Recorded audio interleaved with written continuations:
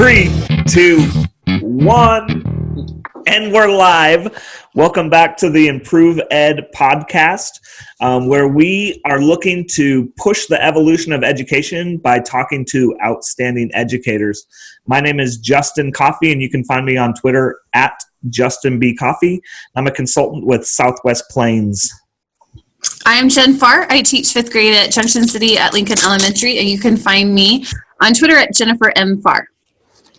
So speaking of outstanding educators, we've got one with us today, and I'm super stoked for today's episode because I think already we've just been talking before we started recording, and it's been like the most fun ever. So I'm super excited about what we got going on. Jay Farr, if you could introduce him for us. Well, first of all, this is one of my besties. Brent and I had the privilege of serving on the Kansas Teacher of the Year team in 2017 together, and we previously taught together in Derby, so we have a long friendship. But I'm going to read a couple of things that Brent shared with us that I do know that are facts. He lives and breathes school. He is a 6th grade English teacher in Derby since 2014 and started teaching in 2003. He's taught 3rd through 8th grade, so he is definitely a specialist in education. He also has been an instructional technology specialist in USD 465 previously. A little known fact, he is actually Dr. Brent Wolf with his doctorate in educational administration. He also serves on the school board at Winfield USD 465, which is his hometown and where his kids go to school, and where his wife Megan is employed. He is the best dad to Nora, Kate, Cal, and Leo, who are 3 awesome kids of the Wolf Pack, and a husband to amazing Megan, who just goes with the flow. We love Megan. In his spare time, he plays piano, he writes, he learns about tech stuff, he reads. He spends a lot of time on Boxer with awesome Kansas teacher Boxer and Jay Farr Boxer. And he is the best story and joke teller ever. Not only that, if that was not enough, he teaches at Baker and Cali and Southwestern, and he's worked with Wichita State. And those are not his day jobs. So welcome, VDubs. Hey, I'm glad to be here. We are so glad you're here.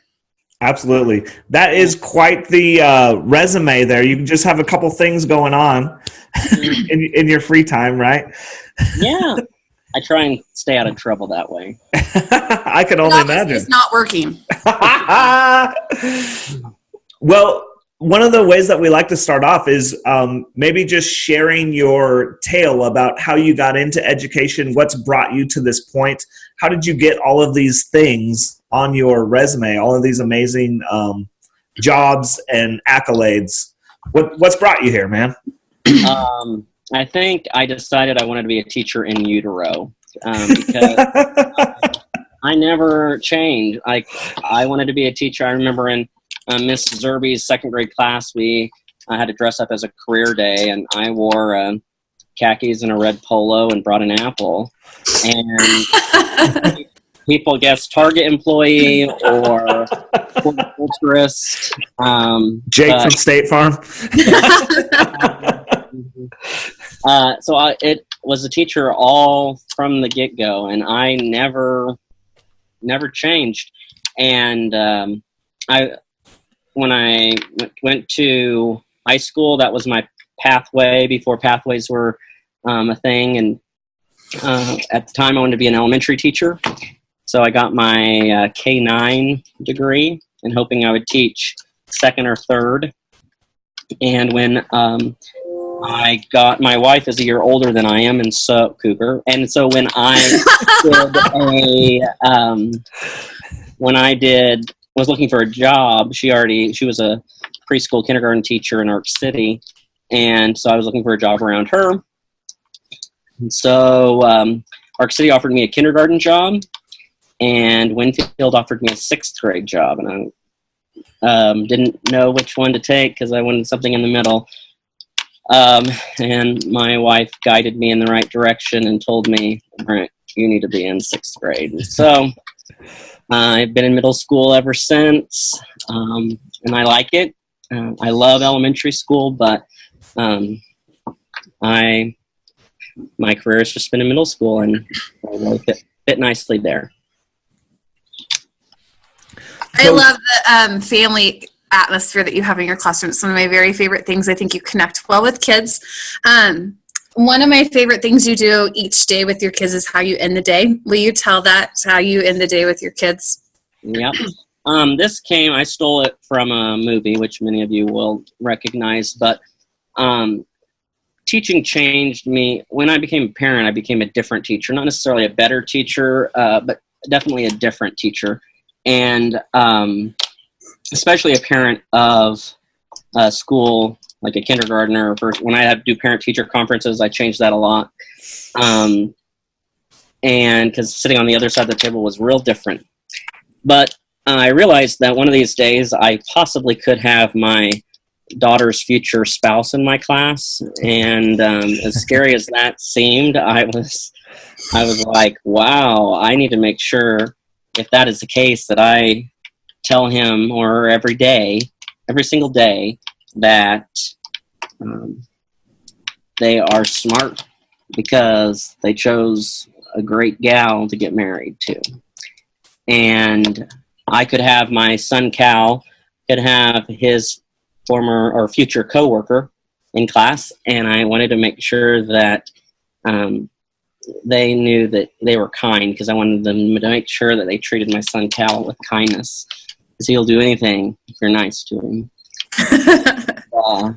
Then my son Leo, I realized I could have his future governor or president in my classroom, and that I was like, that's a tall order. And so I wanted to make sure that that person knew that he or she was important.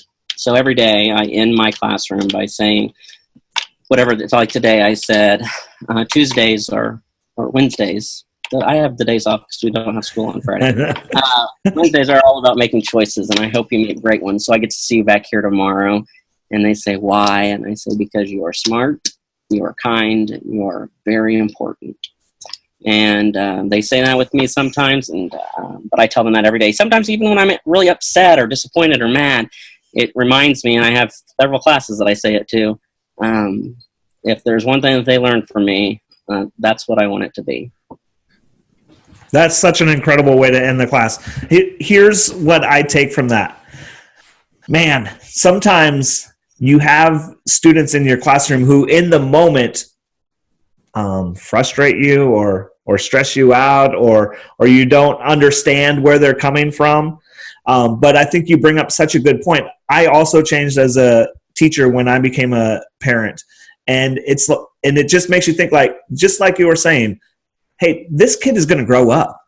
Like, this kid is going to be in our society, no matter how weird they are now, no matter what deficiencies they might have. Like, this is going to be a grown-up person, and this is someone's like whole world. This is someone's whole world is in this little body.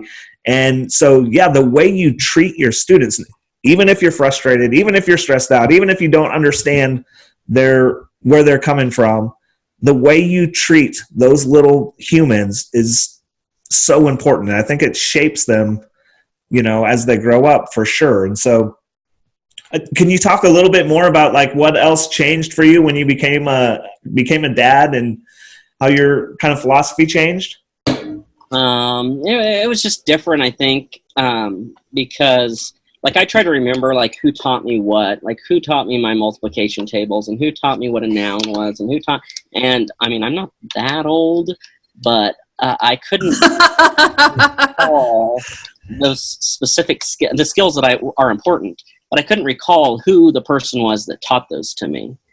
And I can't remember the scenario that was taught to me, or even the lesson plan or the delivery or the project. That, even if it was a phenomenal lesson, I don't really remember those things, but I can tell you to the day I die which teachers loved me.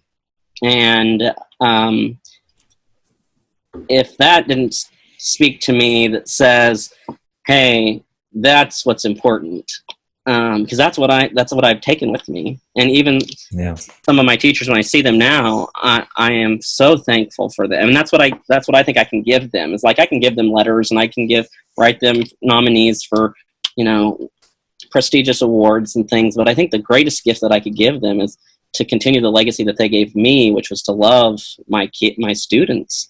And if I did that, that is, I think, the greatest gift that I could give somebody that loved me so much. Totally agree. So you do some great things in your classroom, and you're focused on ELA. Is that correct? Yep, I teach 6th grade English. I teach 4 sections of English and 1 section of an advanced course. So I guess my question, I'm a math guy, and so I always struggled in my ELA. I didn't always find, like, why do I have to study poetry? You know, a lot of people say, why do I need to know this in algebra? And I was like the opposite, like, why do I need to know about Shakespeare? So can you talk a little bit about ways that you work to make learning relevant for your students, and some favorite lessons that you do, or different things that you do with your students to help them make a connection? I think it's important. English gets a bad rap. And probably math does too, but people think that it's all about Shakespeare and it's all about poetry, which are 2 things. I don't mind Shakespeare, but 2 things are not on the top of my list of favorite things. But what English is all about is speaking and listening and reading and writing and communicating. And whether you are, people are like, oh, I'm not very much of an English person. Just saying that states that you are in English. You can, you're communicating, and it's important, I think, to teach. I don't care if they can write it with the number 2 pencil or type it on their computer, but if they can communicate their feelings and their thoughts, whether they are happy, sad, angry, mad, that's the skills that I want them to learn to do. I want them to be able to look at something and say, this is what this person wants me to do. Do I agree with this, or do I not agree, or do I disagree with this? And I mean, I'm not going to spend 186 days diagramming sentences or comprehending Shakespeare. If people are loving that type of thing, and that's how they kind of say, oh, this is why I say this instead of this, then yeah, I can go down that avenue. But those opportunities are becoming slim. I mean, I don't have many students that love to do that. I have a few that we do, but not all of them. And so if you find a passion of theirs that they're like, oh, you know, I really think we should be able to have our cell phones at lunch, or something that they are really passionate about, whether I agree with it or not, it's my job to let them. I'm like, well, let's sound smart about it when you bring it to the principal, or when you bring it to the teachers. And so being able to compose your thoughts and opinions in a professional manner. Even, I mean, the things I do love about middle school kids is they sometimes don't have the filter from their head to their mouth, and it just comes out. And creating that filter through writing is powerful. One of my favorite things that you do is about you as a human is you are really good about building relationships and connecting with people. So talk to me about your team.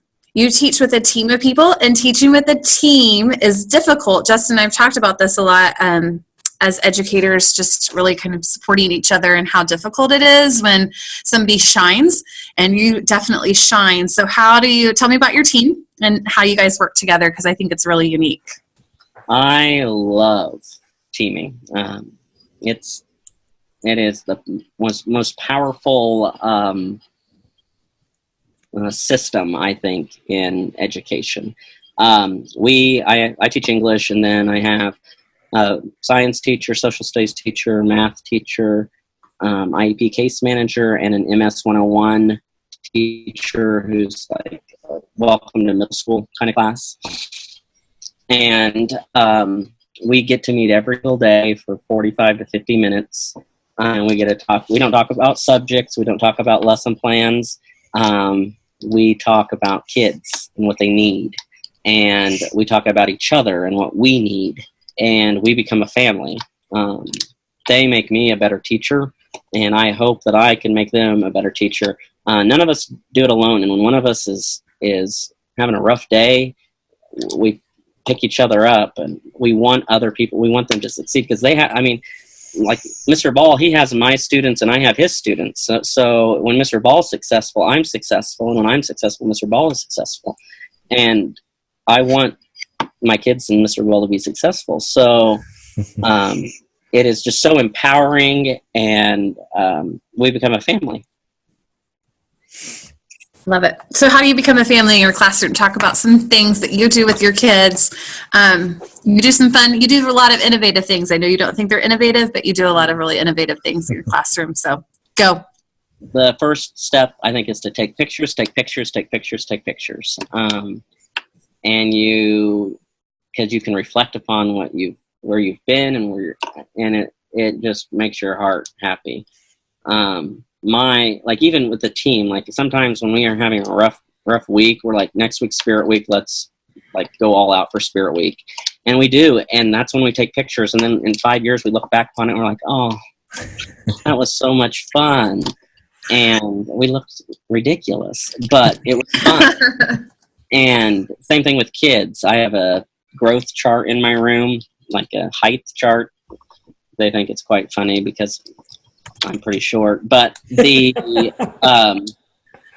I get to show kids, they may have taken their reading assessment and scored lower than they did last week, and they're like, I didn't grow any. And you just put them back up against that growth chart, and you say, since August, look how much you've grown there. And just little glimpses of pictures. And I learned that from being a dad, because my son is in a kindergarten class, and his kindergarten teacher sends me a picture of my baby, and my heart explodes every time I get. And he could be doing something silly or has nothing to do with what. Be out on the recess, or doing something that is just candid, and it just makes me happy. And I look back on my pictures, and today I was looking back on we do a podcast in my class, and I was looking back on some podcasts, and these kids are in high school, some of them have graduated, and I'm like, I want to send this podcast to this grown man or grown woman and just have them talk about what they loved and their passions, and when they were 11 and 12 years old, and just to hear them read, and just to hear kind of the questions and the answers that they were talking about themselves about. That was fun and reminiscent. And I think reflecting is so important as students and teachers. Yes, I can't agree more. And so many times as a teacher,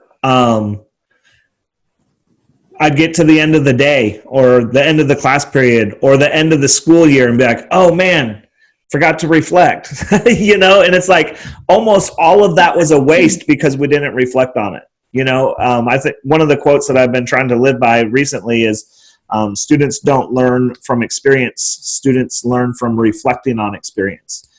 And I think a lot of the things that you're talking about in your classroom is about capturing some things, photos, podcasts, capturing some things, some experiences so that students can go back and reflect on it. I think that's such a key component to education. That's awesome.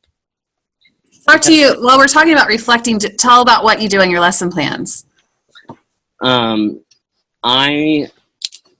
First of all, can we just talk about VDubs lesson plans?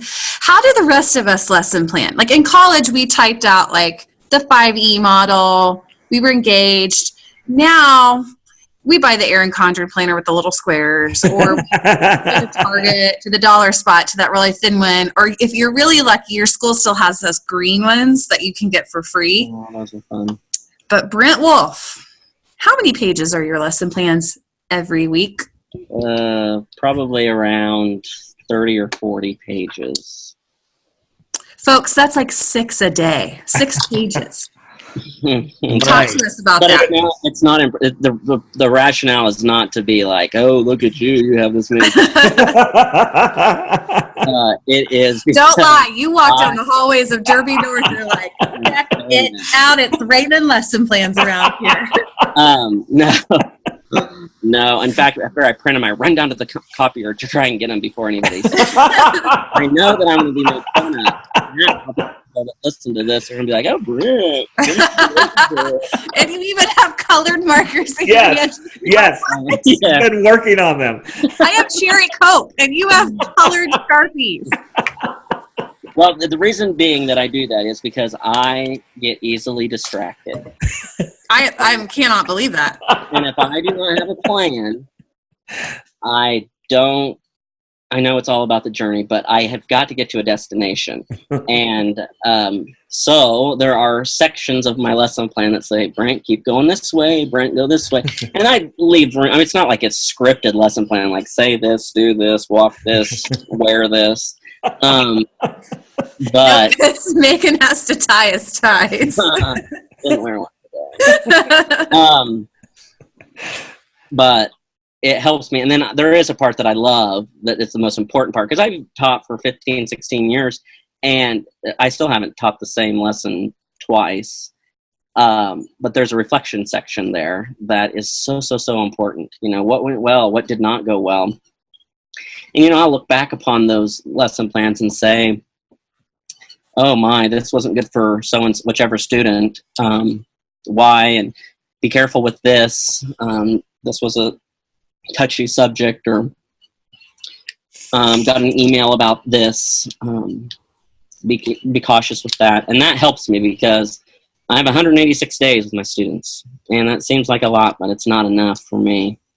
And I need to make sure I use my 186. I want to get 186 great lessons and great experiences and great opportunities. And if I just walked in cold turkey, in fact, I live in a different city in which I teach. And so if I have to do sub-plans, I have to send them to my team to have them print them off. And I've tried to do it before I go, but it's just, I do better at night. So I send them, and I always say, feel free, would you please print these and give them to Mrs. So-and-so? Thank you, and please don't make fun of me, Brent. Blessings. And I send them on. But I want to say, because you didn't say it like I wanted you to say it. I was like feeding you the line for you to like, I was setting you up. So I'm going to say it how you always say it. It's like a recipe book. And so you keep track of which ones were successes and which ones were not, because you don't want to bake the same recipe that you did not say it correctly. So he grades. I'm not kidding you. He grades his lesson plans on an ABCDF scale according to how well his lesson went. And it's important to keep the Fs, even though if it goes badly, because if you don't keep the Fs and you next year plan to do that again and you cook that recipe again, it's going to get an F again. So you have to keep, I mean, the F lessons are just as important as the A lessons, I think. Man, I'm just realizing that I was really terrible as a teacher. I really am not good at lesson planning. This is what would happen to me. Is I would do a lesson, and you know, there's usually some things like, oh, that went pretty good, and this part was not good. Next year I have to do it like this, and like I'd make a little mental note to myself, and then the next year would come, and I'd do the lesson again, and I'd be like, oh yeah, I was gonna switch that up. Oh, I forgot about that. That's why Brent's in the like, oh my gosh. Got all his binders down there of like year 2007's lesson plans. What he's really doing is lesson planning. That's why he has the Sharpies. He's pulling them all out. Mm-hmm. I don't print them all out, so there are some that I put on just on my computer. But he's afraid that the school is going to tell him his copy counts too high. And I think it's also important that, like, I believe one thing that's going to transcend education is if we fling wide the doors and let everybody that's not in education into education to see what education is like. I have a paraprofessional. This is her first year back into the workforce in public education. She is a political science major, and she worked in a different realm. And so now she is in public education. She has 8 kids, wonderful kids, and she's never been inside the behind the scenes of public education. And she goes, I had no idea what public education was like. What the students are coming to school with and what the students are coming to school without. And just what's going on. I had no idea. And to get that message across to the general public. And so I want my doors to be flung wide open and have anybody that wants to come in. And so anybody that wants to come into my classroom, my circus, can come in any time that they want to. And that provides a lot of accountability for me, that I better be doing something that I would want anybody in the public to be able to see at any time. And I don't have a standing room only in my classroom, but he does have a microphone. Well, I love a good mic, but but I think it's important that you have purpose for what you are teaching. Yeah. So one of your strengths, as Jennifer was talking about, is relationships. And relationships with students, relationships with staff. Can you talk a little bit about how you try and build relationships with parents or the community to kind of invite some of these conversations and invite the communities into our schools so they can see what's happening, or get our students out into the community? What are some things that you do with that? A lot of these things are staff and team created. They're not Brent Wolf created. I get them along for the ride, but it is one of my goals. If I had all of the money in the world, I would build an assisted living home and attach it to a middle school and merge those relationships that way, because there's a need for both parties to be able to succeed. One of my friends in Winfield's doing that, but she teaches early childhood, and it's beautiful to watch kids brighten the adults' lives and vice versa, and they just love that, and they have a connection there. And so I'm trying to do this program partnering with assisted living places that have transportation, because my school is kind of out on the outskirts of town, and that could bring in on Tuesdays Mildred or whoever that come in, and she can sit in a chair and stare at the kids, or she can read to one of my students or help students, or do whatever Mildred wants to do, but to be a part of our family. And I just think that's because I remember asking my students one time, how many of you have grandparents that live close? And I look around and they just don't have that. The students just don't have that connection. And if I look back on my growing up, my grandparents were pillars of my life. I mean, they were huge parts of my life. They make me who I am. And I think the generation now is so just moving around a lot that's not part of growing up. And that an older generation has so much to offer the younger generation. And if we don't tap into that resource, I think we're doing a disservice to our community and our students. Another thing is a community service day that our school participates in. It's run by one of my friends and colleagues, and she's run it for several years, that all sixth grade students go out into the community of Derby, and they help the firemen or the policemen or assisted living or the elementary schools, and at least once a year, most of the time, more often than that, we go out and we give back to the community. And which I thought, that's easy, because our generation did that a lot through Boy Scouts or 4-H or whatever it was, church activities. But these kids, they're 11 and 12 years old, and some of them they're like, what's community service? And giving them that opportunity, at first they're like, why am I doing this? And am I getting paid? But then seeing the smiles on the other people's faces and the contributions I still have students that I'll see in the store and I'm like, Mr. Wolf, we drove by the fire hydrants that we painted in 6th grade, remember? And I'm like, yeah. They're like, those are my fire hydrants. I'm like, oh, they're not yours, but. They talked about, also while you're talking about building community relations, which is like one of my passions, talk about your, whatchamacallit, thing, Oh, medallion hunt. Medallion hunt. I do love that. Mm. And I don't know where I stole that from, but I don't know, but I think it's a great way to connect parents and community and bring them into your classroom. So at the beginning of the year, I hide a medallion. It's a coin, and it says Mr. Wolf's Medallion 2018-2019, and I hide it somewhere in the community, and I don't tell anybody where it is, not even my wife. And I then in the summer write like 150 clues where it is. Sometimes they rhyme. Depends on how late I am, late at night, how late I'm writing them. But or what you've had to make some fun. I write them all out, and then put them on a Google Doc that is private to me.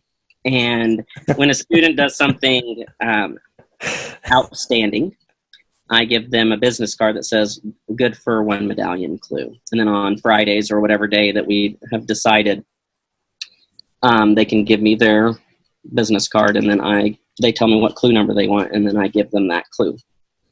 Can they do them out of order? Yeah. Okay. But I don't let them all say, here's 1 through 100, because what they'll do is Johnny will say, I'll take 1, Sarah, you take 2. Sneaky. Yeah. So I'll say, I have clues numbers 1 through 10 available this week. And they can share with them. Oftentimes they share or they barter. They'll be like, okay, I'll give you my Uncrustable if you give me number 4. But like a drug deal. I got 2 pieces of candy in my lunch from my mom. I'll meet you at locker 364 at 3:55. Mm-hmm. And then the person that finds the medallion and brings it to me, hands it to me, it has to be a singular person, and it has to be a 6th grader in my class, gets a big prize. And the prize has gotten bigger every year. I mean, has crescendoed into a pretty big prize. This year it's an iPad mini. And so, which is cool because a lot of the times I've had donations from alumni of my class that will say, hey, I really like that. I didn't get the medallion, but it was a lot of fun for my mom and I to kind of connect, driving around Derby looking for this medallion. Here's $50 for this year's medallion. And that means a lot. And I've seen grandparents say, I don't have any idea how to talk to my middle schooler. I don't know what to say. I don't know what to take them to. It's just such an awkward stage. And this invites conversation authentically to say, hey, did you know? Because a lot of the clues might have to be about the history of Derby, or what used to be in that building, or who is this? Who was the mayor in 2007? Or, and finding those things, and then they go look for those, and then they meet people in the community. They've met the city manager, and they've met, and the city manager's like, what are you talking about? Unfortunately, they've met some police officers. They're like, what are you doing on this property? They're like, I'm just looking for the medallion. My name's Brent Wolf. And that Mr. Ball and his medallion. And let's just preface, it's always on public property.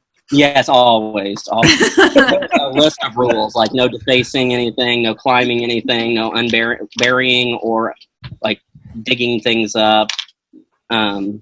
So I put it in like rain gutters. I put it at the public library. I put it at the football field under the bleachers. I've put it just different places. And then the kids, and then I have a plaque in my wall of the last people all of the people that have found it, and they're pretty proud of that. Are they always your shining stars who find it? No, they're a whole group, a whole different people. I've had parents on Fridays tell their students to text them the clue during the school day. So that Mr. Jackson, we're looking at you. And I've had like parents email me, I hate you, Mr. Wolf. I've been out in the cold for 3 hours looking for this. I'm like, thanks for spending time with your kid. Blessings, Mr. so awesome. There's a big debate about homework and should we send homework home with kids and the whole purpose of homework and all of that kind of stuff. And, we're all busy. We're busy families and we've got a lot going on. But when I think about like my own son, I want to spend time with him and I want to do something with him. And so that's just sounds like a great opportunity. It's almost a little bit homework-ishy, right? Like, but it's like an authentic thing that it's decoding text. It's learning and reading informational text. I mean, it's learning your prefixes, roots, and suffixes. It's doing what we talked about at the beginning: speaking, listening, writing, reading, and those are what that I want them to learn. I'm not going to send home homework. I tell my kids at the beginning of the year, I don't send home any homework if they're gone or something. If they have to make something up, or if they want to change their grade to be a better grade and want to improve something, they can do that on their additional time. But what I want them to do is I want them to go home and talk to their mom and dad. I want to go home and have them listen to their grandparents. I want them to go hear their youth pastor talk. I want them to go talk to city council. I want them to go read the newspaper. Those authentic learning sessions are just exactly what English is all about. And that's what's going to make a difference in our students' literacy skills. It's not a homework worksheet that says, underline the main character, and those type of things. Rather like authentic learning experiences. And in fact, on my lesson plans, I always have a Converse with Kids section, and it has a little Converse shoe. And it's a question that parents can ask their kids every day when they get home. Instead of saying, "How was school today?" they say, "Hey, I heard you learned about Edgar Allan Poe today.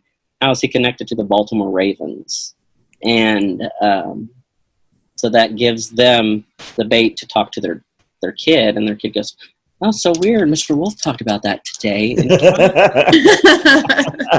And just to have those conversations and to give, because a lot of the parents don't even know how to talk to their middle school student, and and if the parents don't want to say those things to the parents, it's not going to hurt my feelings, but at least it gives them a starting point to talk to their 11 and 12-year-old. I want to like stand up and applaud. Like that's what I just feel like education is all about. And so I'm so happy that you're sharing these things with our little podcast world. I appreciate it. I'm going to keep asking, like, I like the practical questions. Justin knows that about me. I like the two other favorite things that you talk about that you do in your classroom. I want you to talk about classroom jobs.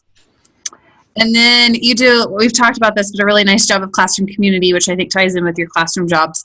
But talk to you, how do you use the music in your classroom?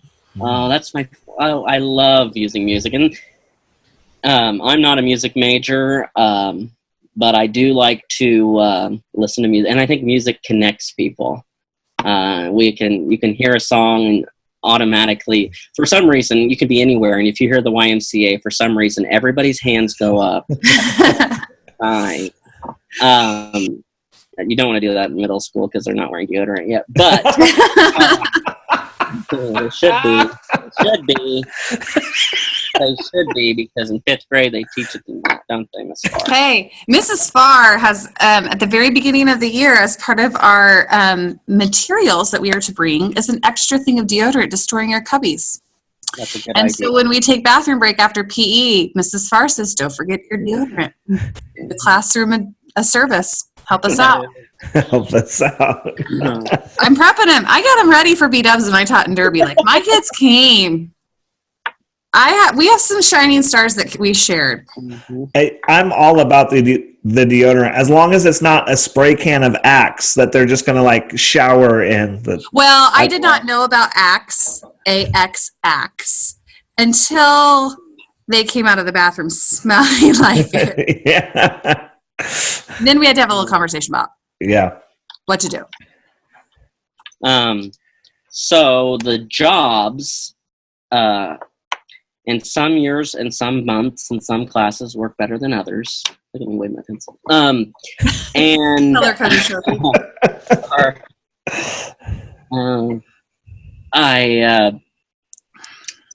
I have class jobs that with the community of my classroom management. So I try and make them mirror actual jobs, and so I don't have like a glitter sparkler or a high fiver, because they're not jobs in the real industry.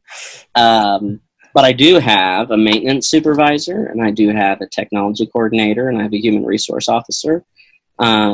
And those are some of the jobs. And I have an administrative assistant. And they have job applications they fill at the beginning of the year that look just like legit job applications. They have to sign their name, like signature.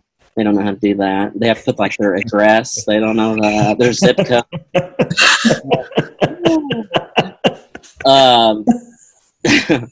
But they have to have a reference, a person that would recommend them, and many of them don't have that, and that was sad because I was like, you gotta have a letter, not a letter, but you have to have can you serve as a reference for me?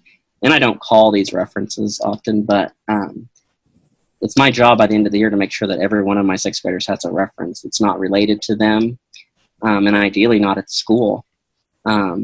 And if they leave sixth grade knowing that they're smart, kind, and important, and they have a person on the outside that's going to support them, that's not in their family, their bags are packed for success.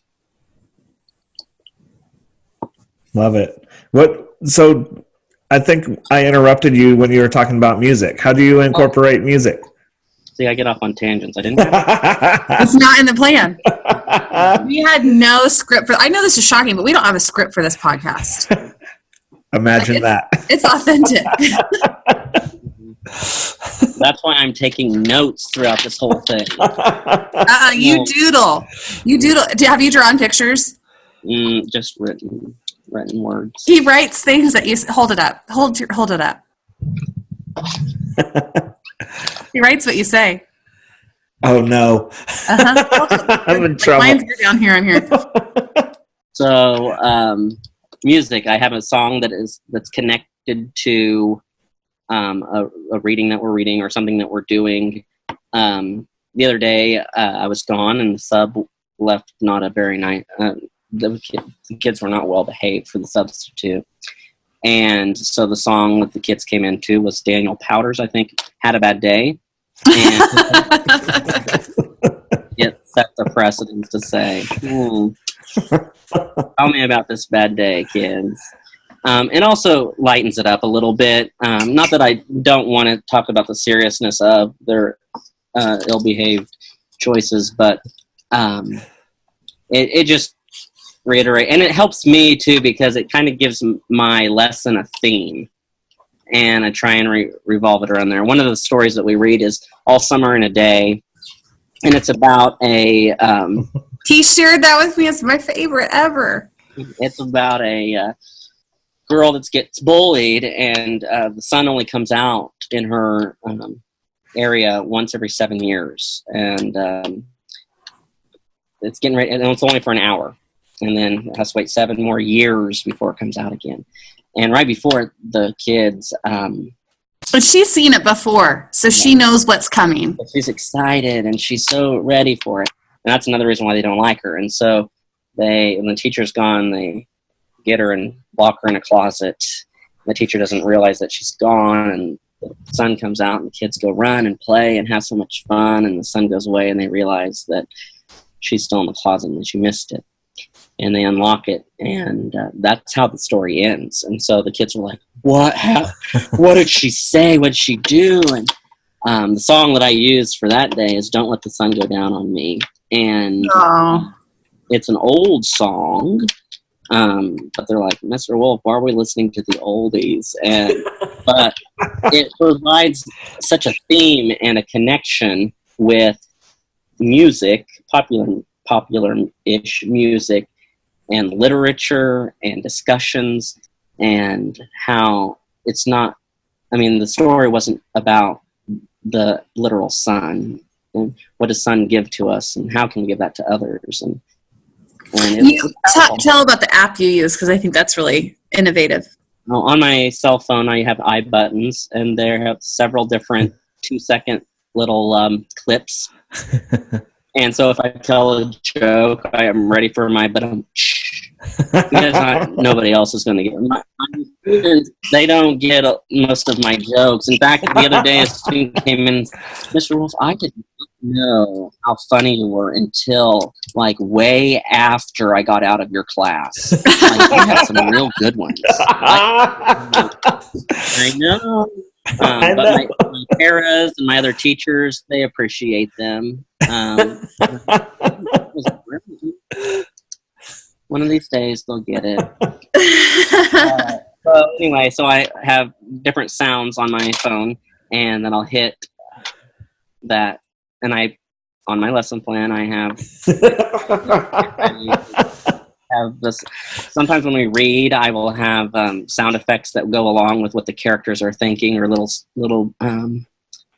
like today we were reading a play, and I had a back and forth between a boy and a girl that might like each other. So I had a kissing. And made kids smile, and it kind of just keeps them focused on the text. And I go, oh, what's the sound going to be next? And they also provide, next hour you should add this sound for this. And I'm like, oh, good one. Good one. That tells me that they're listening to what's going on, and they are creating even a higher level of applications of the lesson. That's so awesome. Okay, this next question is kind of a strange one, so I apologize. But this, no pressure. This just hit me recently, and I was in a classroom, and it was like remedial math class, right? And just looking around the room, and then I'm kind of observing this teacher and what's going on in the classroom. And one of the things that I notice is that like this entire class is male. Like everyone in the class is male. And so anyways, it kind of sparked a conversation between me and the teacher. I am a huge advocate for making sure that we take care of our girls in education. And, I try and do some work with my STEM camp in the summer to really make sure that our girls are engaged. But I'm starting to notice a little bit that some of our boys are getting lost in education, and I'm not sure so many people are looking out for them. And so, again, kind of just a random question here, but this thought's just been on my mind a lot. Like, what are some things that we can do to help re-engage our boys in education? I know middle school is just such a tough time where kids are starting to figure out who they are, and there's a huge social aspect to middle school, right? Like, I don't want to be seen as the nerd one, or there's all of that dynamics that go into play. But have you thought about that at all? Like, how can we help our boys be engaged with their education? Especially because you're an English language arts teacher. That's not your typical boy. Yeah. And that's one of the reasons I wanted to be an elementary teacher, was because I didn't have any boys as teachers until I got secondary. But for starters, we have got to stop categorizing math as boys and English as girls. And I think we try and do that, but subtly we say, like, when somebody comes to me with a math, they're like, Mr. Wolf, do you know math? I'm like, yeah. And they'll go to Miss Dixon, who is our math teacher, and I'll say, do you know English? I speak it every day. So to say, oh, I'm not a math person, or I'm not an English person, kind of stereotypes people into, whether it's gender, age, generation, race, whatever it is, it's not going to help the matter at all. And like the other day, one of my students says, Mr. Wolf, I'm horrible at English, but I love your class. It's my favorite class. It's not my favorite subject, but it's my favorite class. And I took that as a compliment. I don't care if people love or hate English. I mean, I want them to be successful communicators, but I want them to love the opportunities and the experiences. so often, like you were talking about, Justin, at the beginning, like you want them to know their math facts, but you don't. When they ask, why do we have to learn this? You ideally want them to say, "Oh my gosh, I did this. I made this rocket blast off, and I didn't know that I used this math equation or this part of math in it." And then that's what connects the wires in their brain. They're like, "Oh my gosh, I did math, and I didn't know that." And absolutely. I did it. I was successful. And it's not like when they fill out a test and they get an A, they're like, oh my gosh, I did it. Most of the time, the kids that get A's on those tests know that they're going to get an A on the test. Yeah.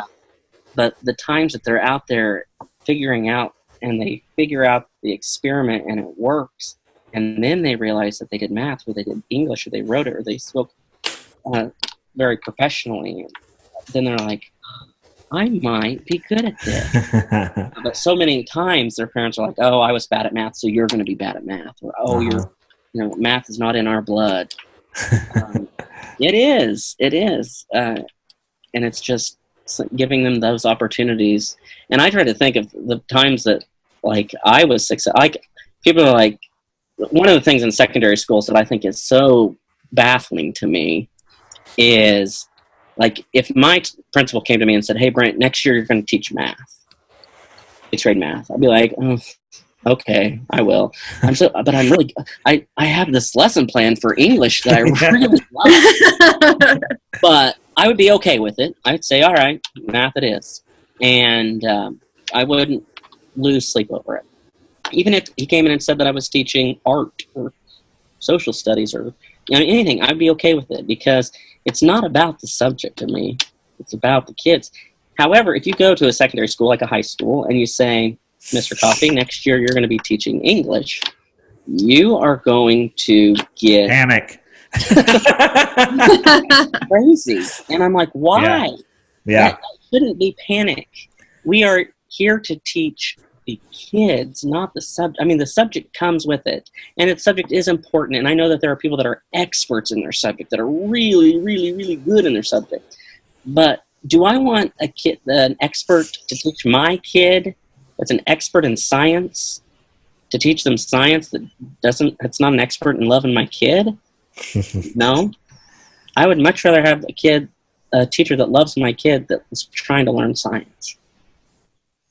I like how you said on Awesome Kansas Teacher Voxer, which, if people are unfamiliar with that, it's a Voxer that we have to just kind of promote the voice of teachers in Kansas. But last week we were talking about kind of just leveling the playing field for kids and giving all kids a chance. And you talked about human first language, and I thought that was really powerful.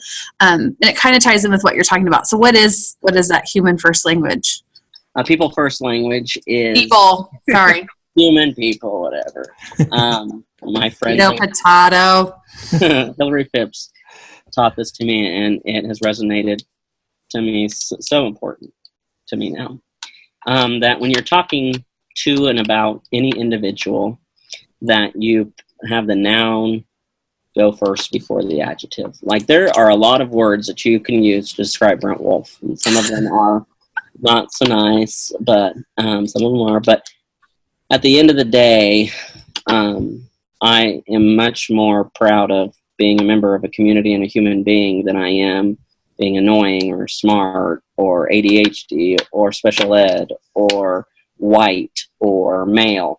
Those are a part of who I am, but that does not define who I am. I'm Brent Wolf, and that's the most important part. And so when people say that I'm a special ed teacher, or I teach the special ed class, it's kind of like saying the black student or the white student. We don't say that because it's not, they're so much more than black or white or special ed.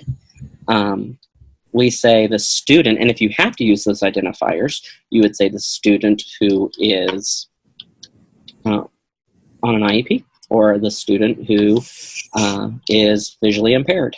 But if you say the visually impaired student, that says that that part is more important than the student. And they may be visually impaired, but nobody wants to be called visually impaired before they are called a student. And so it's important to keep that at the and I think our society doesn't mean to cause harm by saying that, but if we all believe that, hey, we are all a part of an important body of learners that have different strengths and weaknesses, but at the end of the day, we are all, like, my sixth graders are as different as night and day. I have students that are reading at enormously high grade levels and students that are having a really difficult time reading. And that doesn't make the kid that's reading higher than the other kid doesn't necessarily mean that he's better or worse than anybody. I don't say the smart kid and the dumb kid. They're kids, and they have a lot of commonalities between them. They both like soccer, and that's just as important as their reading ability. And so if you keep the kid centered first, I think it's empowering to kids, it's empowering to teachers, it's empowering to the public. Man, like, mind blown. I've never thought of that before, Brent, but I feel like after our conversation today, I need to go back in the classroom and fix a lot of the stuff that I've done. So I could talk all night with you, Brent, and I appreciate you being on this podcast with us. You shared some great knowledge and tips and some great things about education with our viewers. If they would like to connect with you, where can they find you? How could they find you? I'm at Brent Wolf, Wolf like the animal, WOLF, and you can email me at Derby Public Schools on that webpage. I also have my own personal webpage, my casual shorts. It's a play off of words.